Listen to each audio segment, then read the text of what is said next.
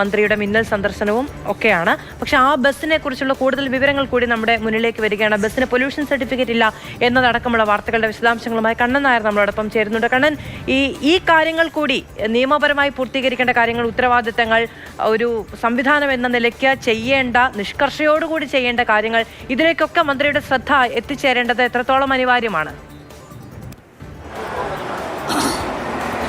തീർച്ചയായിട്ടും ഈ ബസ്സിനുള്ളിലെ മാലിന്യത്തെക്കുറിച്ചാണ് മന്ത്രി ഇന്നലെ സംസാരിച്ചത്. പക്ഷേ ഈ ബസ്സിൽ നിന്ന് പുറത്തേക്ക് വരുന്ന പുക മൂലമുണ്ടാകുന്ന വായു മലിനീകരണം അതുകൂടി ശ്രദ്ധിക്കേണ്ടത് അത്യാവശ്യമായിട്ടുള്ള കാര്യമാണ്. കഴിഞ്ഞ ഓഗസ്റ്റ് 7-ാം തീയതിയാണ് ഇതിൻ്റെ പുക പരിശോധനയുടെ സർട്ടിഫിക്കറ്റിൻ്റെ കാലാവധി കഴിഞ്ഞത്. അതിനുശേഷം ഇപ്പോൾ 2 മാസത്തോടെടുക്കുന്നു. ഇതുവരെ അതിൻ്റെ പുതിയ സർട്ടിഫിക്കറ്റ് ലഭിച്ചിട്ടില്ല, അല്ലെങ്കിൽ പുക പരിശോധന നടത്തിയിട്ടില്ല എന്നുള്ളതാണ് ആ വണ്ടിയുടെ മോട്ടോർ വാഹന വകുപ്പിൻ്റെ ഈ പരിവാഹൻ സൈറ്റിൽ നിന്ന് നമ്മൾ പരിശോധിക്കുമ്പോൾ മനസ്സിലാക്കുവാൻ സാധിക്കുന്നത്.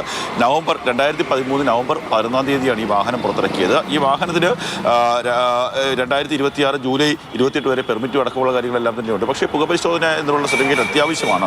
സാധാരണ ഒരു പുതിയ വണ്ടി എടുക്കുന്നു, അതിനുശേഷം 1 വർഷം കഴിഞ്ഞ് കഴിഞ്ഞാൽ എല്ലാ തവണയും ഓരോ ഇടവേളകളിൽ പുകപരിശോധന നടത്തേണ്ടതും അതിൻ്റെ സർട്ടിഫിക്കറ്റ് നേടേണ്ടതുമാണ്. സാധാരണക്കാരുടെ വാഹനത്തിന് സമാനമായ രീതിയിൽ തന്നെയാണ് KSRTC ബസ്സിനുമുള്ള ഒരു നിബന്ധനകൾ. നേരത്തെ KSRTC ബസ്സുകളുടെ ഇൻഷുറൻസ് സംബന്ധിച്ച് സർക്കാർ ചെറിയ ഇളവ് നൽകിയിരുന്നു.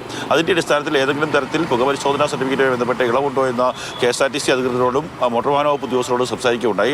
അവർ പറയുന്നതനുസരിച്ച് യാതൊരു തരത്തിലുള്ള ഇളവും KSRTCക്കോ മറ്റു വാഹനങ്ങൾക്കോ ഇല്ല. ഇലക്ട്രിക് വാഹനമാണെങ്കിൽ മാത്രമേ ഉള്ളൂ പുകപരിശോധനാ സർട്ടിഫിക്കറ്റ് വേണ്ടാത്തത്. പക്ഷേ ഇപ്പോൾ ഏതാണ്ട് ഈ സർട്ടിഫിക്കറ്റിൻ്റെ കാലാവധി കഴിഞ്ഞിട്ട് 2 മാസത്തോടെ എടുക്കുന്നു. എന്നിട്ട് ഇതുവരെ സർട്ടിഫിക്കറ്റ് എടുക്കാൻ തയ്യാറായിട്ടില്ല. അടിയന്തരമായി അതിനുള്ള നടപടി കൂടി സ്വീകരിക്കണം എന്നുള്ളതാണ് യാത്രക്കാരും അതുപോലെ തന്നെ KSRTCയിലെ സംഘടനാ ഭാരവാഹികളൊക്കെ തന്നെ പറയുന്നത്. കണ്ണൻ നായരാണ് വിവരങ്ങൾ നൽകിയത്. എന്തായാലും KSRTC ബസ്സുകളുമായി ബന്ധപ്പെട്ട് നിയമപരമായ പൂർത്തീകരിക്കേണ്ട കാര്യങ്ങൾ കൂടി കൃത്യതയിലേക്ക് എത്തിക്കുക എന്ന കാര്യത്തിൽ മന്ത്രിയുടെ ഓഫീസ് ഇടപെടുമെന്ന് നമുക്ക് വിചാരിക്കാം.